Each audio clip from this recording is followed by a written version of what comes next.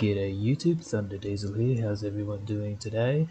Today we're going to be doing something a little bit different. We are here in BeamNG, and while some of you may recognize this building, yes, today we are here at Mcfarland Racing. Yes. Now this map is still very alpha slash beta-ish. It's nowhere near being completed. But what we do have is the Mcfarland Racing main shop. My lovely little snowman here. We also have, if you fly over here, Bradenton Motorsport Park. Over to the left, of course, we have the Freedom Factory. It is being completely modelled right down to the very last detail. Like I said, it is still very beta right now, so please excuse the unfinished details, but you can go through, walk through the entire building here. The creator of this map has put in a lot of time and effort, and if you would like this map, I will leave a link in the description to his Patreon where you can go and purchase this map for yourself. He's even got the skybox modelled in, and if you come over the back here, we've got the shop that you can actually drive into. Previous versions, there were car lifts and other things within the buildings, but as it stands right now, he's taken them out as he is working on everything. We've got the little building over here that houses the microphone and all the electrics for the speakers on the light poles and whatnot. And then if you fly over here behind Mcfarland Racing Shop, there is Cleetus's house. In the previous version of the map, there was a shop here with a fence and everything, but he's taken that out because he is reworking this. And in future updates, obviously, it'll be better. And if you fly over here, you will see there is a plot already made out for JH Diesel's shop. And there has been talk about later on in the map's life about adding the Boosted Boys compound here somewhere. So that'll be really good to see, have like all three content creators in one map, for those of you who would like that sort of thing. He's done a very good job so far, and I will give him props for that, and I'm more than happy to be a Patreon member and help him out. As you can see, he's actually started building the merch warehouse and everything over here. But today, we, ladies and gentlemen, are going to be building Cleetus Mcfarland's El Camino Mullet. Yes, ladies and gentlemen, we will be putting a twin turbo something or other in this vehicle today, and our quest, whether it'll be within this video or the next video, is to get this vehicle into the high sixes. Now, I was looking last night, and if I remember correctly, the fastest Cleetus has been in this car is a 6.4. Correct me if I am wrong. If I am wrong, I will put it in the down in the description. Over here we have our racing trailer with our custom Peterbilt that we will be towing to the drag strip once it is built. There is the toter home kind of modelled in here. Obviously can't be driven. It would be really cool to see one day if someone actually makes Cleetus's toter home. That would actually be a very cool addition to this map. Like I said, over in the shop here, there used to be car lifts and a few other things, and these rooms were modelled over here at one point, but he's taken it all out because he's just reworking everything and making it better for us. So today, like I said, we will be building the old El Camino Mullet. Sorry, I can't speak today. I'm talking too fast for my brain. So let's go ahead and hop in and maybe start with the suspension and a few other things before we put an engine in the car. So we'll go ahead and hop in here. Now this indeed also is a paid mod. If I can remember where I got said mod, I will put the link in the description. If not, you will have to obviously wait for another video or see if you can find it yourselves. So I've done the front suspension just because it was hopping around and being weird, and we do have our drag wheels on here, our billet specialties. I think these are the same wheels that are indeed actually on the real life Mullet. I'm not sure. They are very close. If they're not the exact wheels, they are very close. I was looking at photos of the car to the best that I could, and they look very similar. I might have the dimensions and everything wrong, but for now this will do. So like I said, I've done the front suspension, the rear suspension. We will go ahead and put our race shocks and everything in. Sadly, I was hoping there might have been like a drag rear axle that I could put in this, but we've only got one at the moment. I'm sure the creator of the car will update and do other things to it in the future, but for now this is the best we've got. And we should we've got a drag sway bar. That's a bonus. I never paid attention to what the front was, if the front had a sway bar or not. Let's just actually have a quick look. No, we've only got shock springs and spindles. Yeah, front spindles. I'm not going to bother with the brakes until I actually run the car and see if just the normal front brakes will stop this thing. Steering, we've got our steering box, we've got the quick ratio, drift, blah blah blah blah. I just keep it as normal for now. Don't need power steering where we're going because this car mainly goes straight. So rear spindles, normal, rear brakes, normal. Obviously we are going to want to put a race limited slip. Or do we want to, I don't know if I want to put a welded or a locked rear differential. I might just put a plus track limited slip. No, I'll go with the race limited slip because if I remember correctly, this car runs a 340 rear gear, I think. I remember seeing on the Cleetus Mcfarland fan page on Facebook, someone had actually asked the question what rear gear is ran in Mullet, and Garrett himself actually commented it was a 340 rear gear, so we'll be putting that in. And because we don't actually have 340, we've got 338, we'll be going adjustable rear final drive, and we can put that in ourselves. So we'll go ahead and do that. Rear wheels I don't need to touch because I've already done it. Rear drive shaft, that's the only option we have. So we'll go ahead and we'll put a wheelie bar on it, obviously. Because we don't need this thing lifting to the moon when it decides to hook up and go. Leave the engine empty just for now because I want to go through a few other things and see what I may be missing. We'll leave the hood off for now until we put the engine in. Obviously we've got what would be the trunk, which is actually the tailgate. We'll put the drag adjustable rear spoiler on it. And everything else has pretty much been already done. I don't know if we actually have the options here for like carbon fiber doors like it actually is on the real life Mullet. We've got the door glass, door mirrors. Yeah, we can't obviously make this thing any lighter or anything. Front left fender side exit cut, that would obviously be for the side exhaust. So we'll go ahead and we'll put them on. So we get the exhausts coming out of the fenders.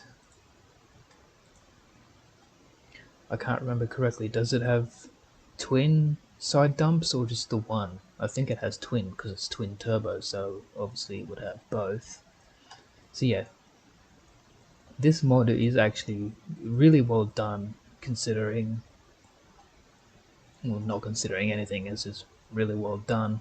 You get a lot of these mods that are just slapped together and poorly done, but this one has actually been done fairly well. So we've got our normal front bumpers and everything, and I won't bother putting license plates on. Got our rear bumper license plates, and we'll go ahead and we'll put our drag parachute on. Sorry that it takes a little bit for it to load. My computer doesn't really like me doing things very quickly. Apparently it has got a radiator, but there's nothing there. I don't know if it's in the back or not, but we'll stick with the normal radiator for now and see how it goes. We've got our El Camino nose cone and obviously the 87 grill. We've got a mullet grill here, so I don't know what that's going to change it to, so we'll just click that and we'll see how it looks. Ah, okay, so that actually gives us the proper front end. Okay, so yeah, now we'll go ahead and we'll put our Steve Morrison big block in the car, and we'll see what options we have as far as... Okay, we've got a fair few things going here, so this should be interesting. We do indeed have our side dumps. I'm just going to shut that off for now, it's very loud. So we've got our ultra heavy engine mounts. We'll go ahead and put our stage 3 performance long block because we don't want this thing going kablooey. Trying to get through this as quickly as possible so we can at least maybe get one pass over at the drag strip before the end of the video. We got our adjustable race ECU. We'll go ahead and go with the chrome valve covers.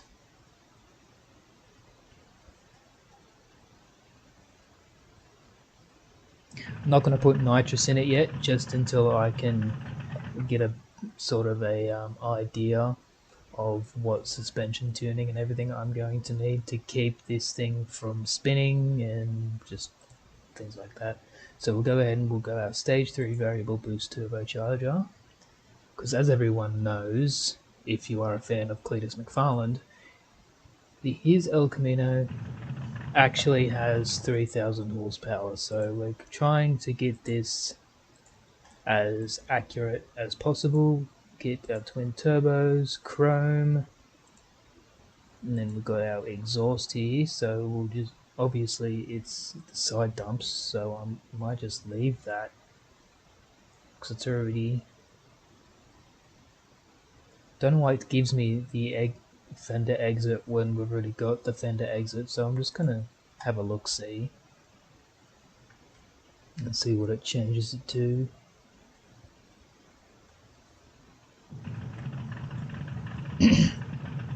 Well, it's still the fender exit, so I don't know what the difference there was, but okay.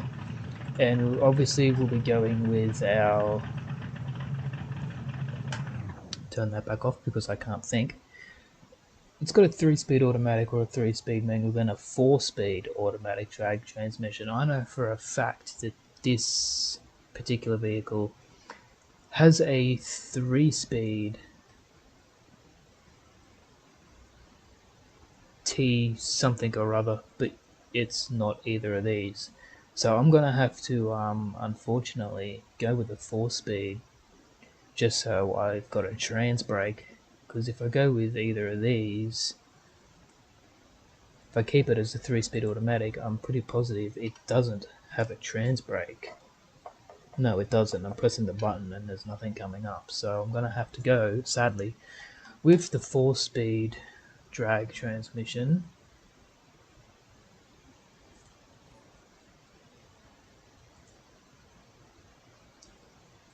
Engine, trans, 4-speed automatic drag transmission. I could go with the 3-speed manual, but again, it doesn't have a trans brake, and it's just kind of pointless.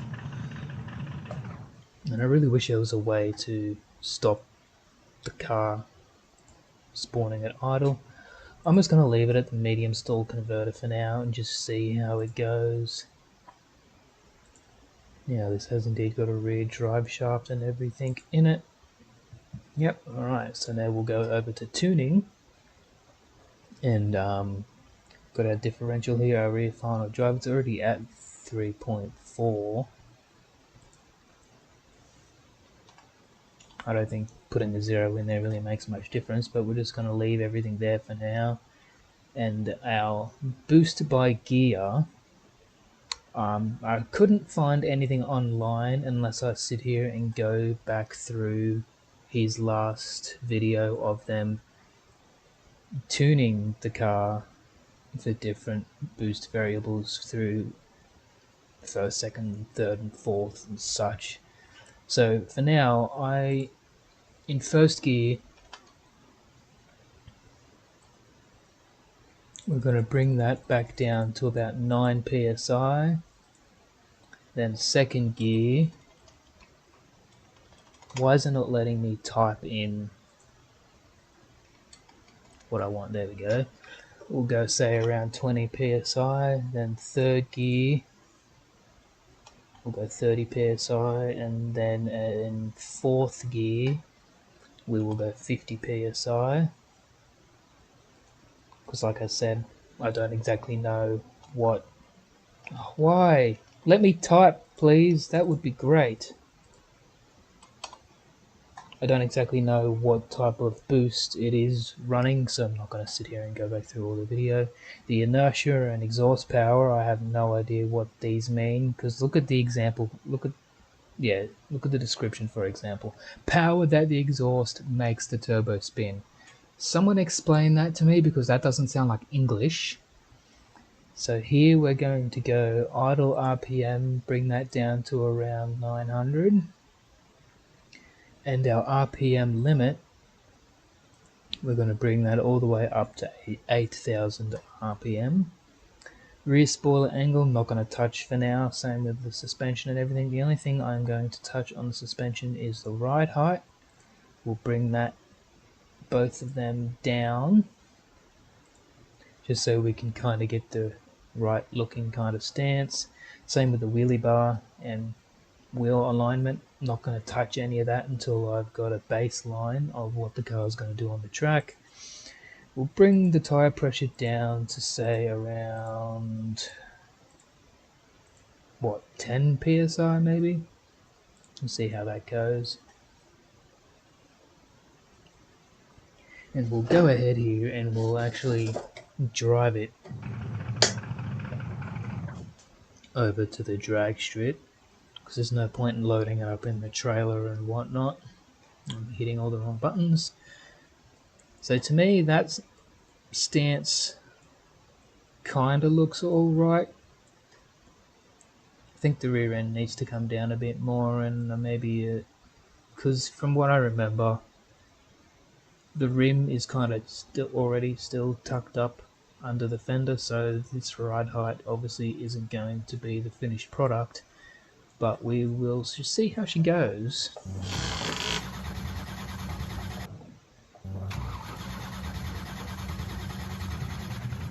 If it starts.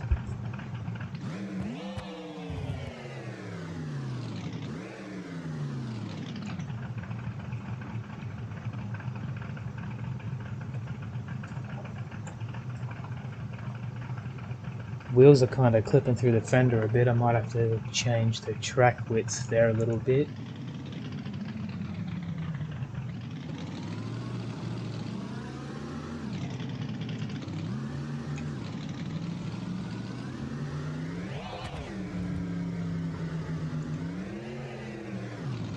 Obviously it's going to spin a little bit because it's obviously a non-prepped surface.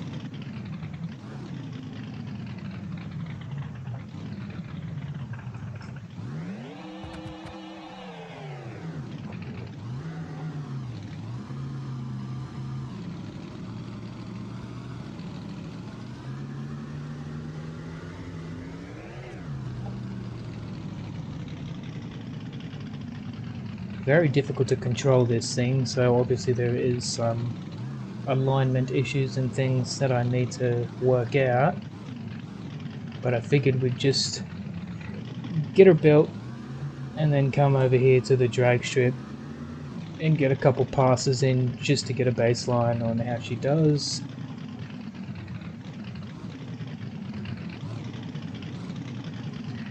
Now, the creator of this map said that he had fixed the tree, which he has indeed.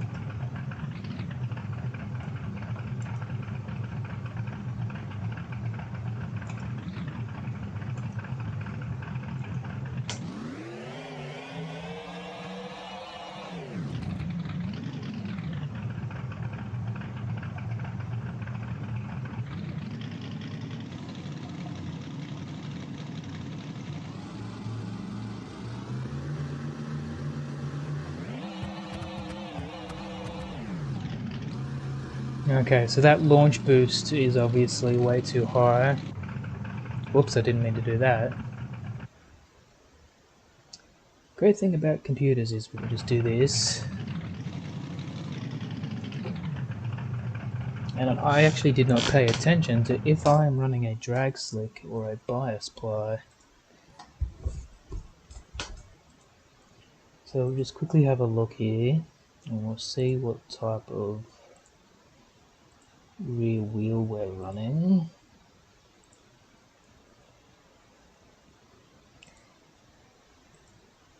Okay, well we're on a drag slick. So we'll try a drag radial and see if we can get her to hook up with the boost we've got. And if she still spins, well then I'm going to have to bring that launch boost back down some. Now also I know for a fact that old Mullet here is running a 315 rear.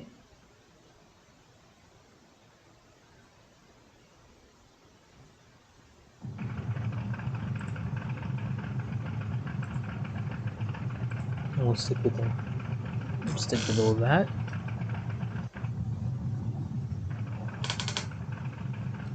That actually looks a little better.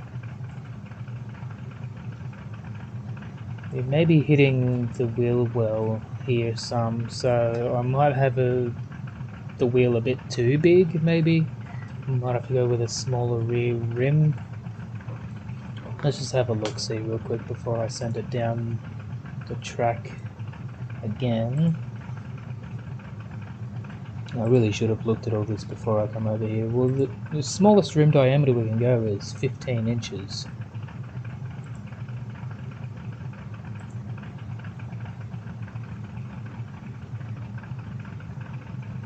And I don't know if I want to go with a 10-inch diameter or a 12-inch diameter. A 10-inch seems a little small to me.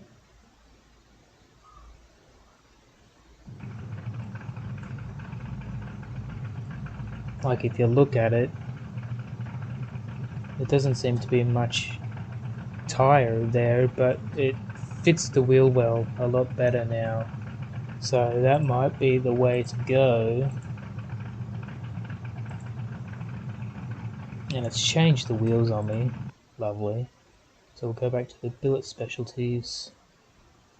If anyone watching this has any advice or ideas on what I could possibly do, like within the tuning and things like that, to make this a little more realistic, I'm all ears. I'm open to any feedback. So we'll go ahead and we'll put our bead lock on. Like when it comes to stuff like backspacing and things like that, I'm absolutely clueless. Like right now we've got a 6-inch backspacing. I don't know if that needs to be a 4 or 7, so I'm just going to leave that at 6. Same with the front. Like to me it looks like that the wheels are clipping with the brakes.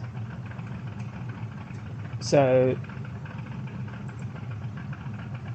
does that require more backspacing or less backspacing? I'm assuming it would be more. So look, I'm not a big car person. I know some things here and there, but this doesn't even give me an option for backspacing on the front. Maybe if I go with a 6-inch front wheel instead of a 4.5,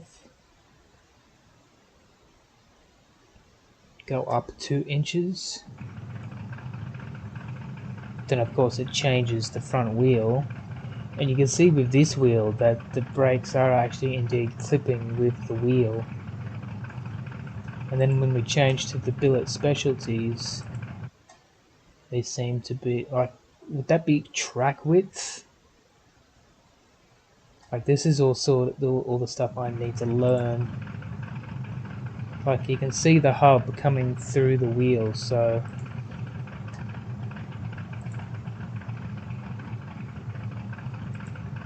now it's not letting me change to the right wheels that were on the front.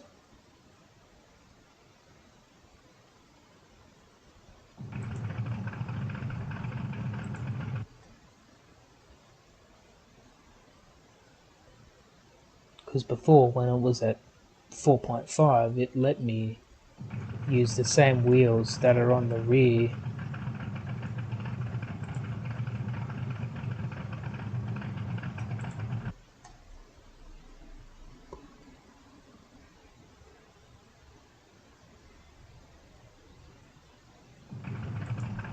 I really wish it would stop changing the manufacturer just because I've changed the front rim width.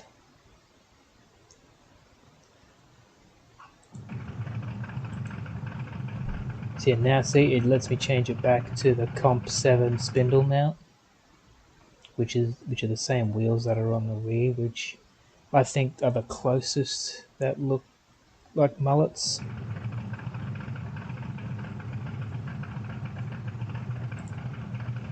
But yeah, it doesn't give me options of backspacing. I actually have to go into the track width down here, like the track offset,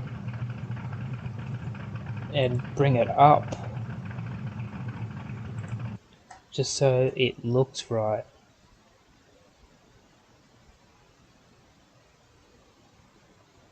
Now see that the hub isn't coming through the wheel anymore. Like, that looks right to me. But then on some vehicles, if I go to turn it, the wheels will actually fall off. But here, I can only turn it to there before it clips through the fender. So I'm assuming that's kind of accurate. I might need to change my steering rotation for when I drive this car. But now that we've done that, I'm going to see if I get traction or not. And what I also am going to do is we'll change this first gear down to say 5 psi, and then second gear can be 15 psi, go third gear 25, then the fourth gear is just all the boost. So now we'll see if we can actually get a decent launch. I was hoping to finish this recording with under 30 minutes, because I doubt anyone's actually still here watching, but if you are, thank you very much, and I hope you're actually enjoying this kind of content.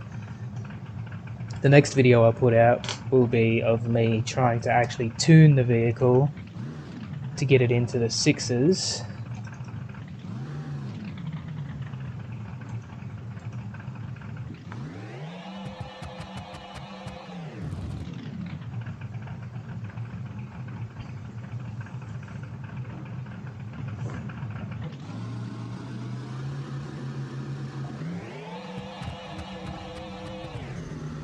I'm still getting a lot of spinning, so I don't know if this track's actually prepped anymore. Where the last version of the track, it was actually prepped and I could get grip.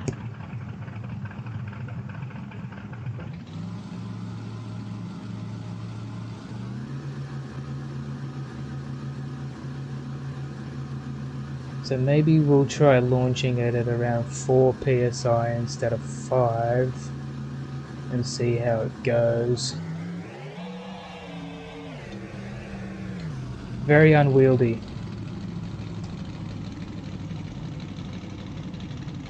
So I'm obviously going to play around with this a little bit off camera and try to get it to where I can actually launch it and not get a ton of wheel spin. Like power lock rate, coast lock rate, and preload torque, I obviously have no idea what any of this does. I'm gonna have to search up on this sort of stuff just so I can work out what's what I have to change to try and get this to actually hook and go. What I am going to do is try lowering this tyre pressure down to around 5 psi, and we'll do one last run before the end of the video, and we'll see if that actually gives us any sort of grip. But if not, well, obviously I've got some other work to do to try and get this thing to hook.